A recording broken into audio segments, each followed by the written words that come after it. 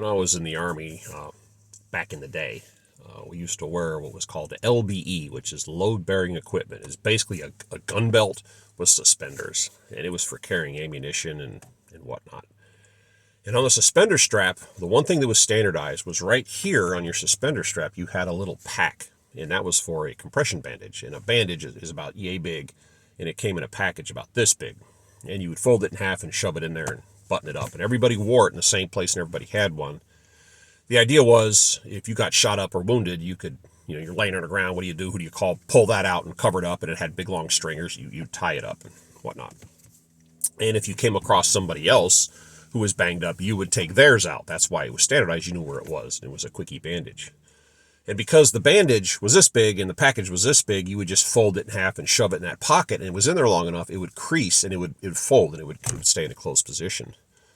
So then on Reforger 87, when we were over in Germany playing around on the East-West German border, I was hanging out with a guy who had done a tour of Germany, so he knew the area and he knew the routine over there. And we were right up on the border in a different area, out in the open. I mean, there was nowhere to hide. And there's the fences, and then on their side it was graded. And I don't know if there was landmines, if they were looking for footprints. I don't know what was going on over there. But again, that whole system was there to keep people in, not to keep us out. And we were fairly close to a guard tower, which looks like a miniature air traffic control tower with mirrored windows.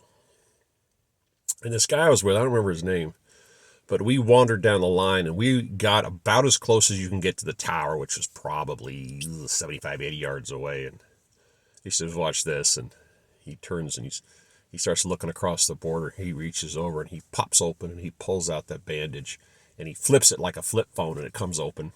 And he starts going, pushing non-existent buttons, and the guard tower window pops open, those mirrored windows, and there's a guy over there go. And then out came the camera, click, click, click, click, click, click, click, and he's looking around going, and the guy takes a series of photos, and then he folds it up and puts it back, the bandage away, and he goes, yeah, he's going to turn those in for a big award for catching the Western Allies, the Americans doing something. I was like, you got a lot of free time on your hands, don't you? Yeah, you got to do something around here. And again, that's just random stupidity that's popped into my mind this morning. Have a great morning.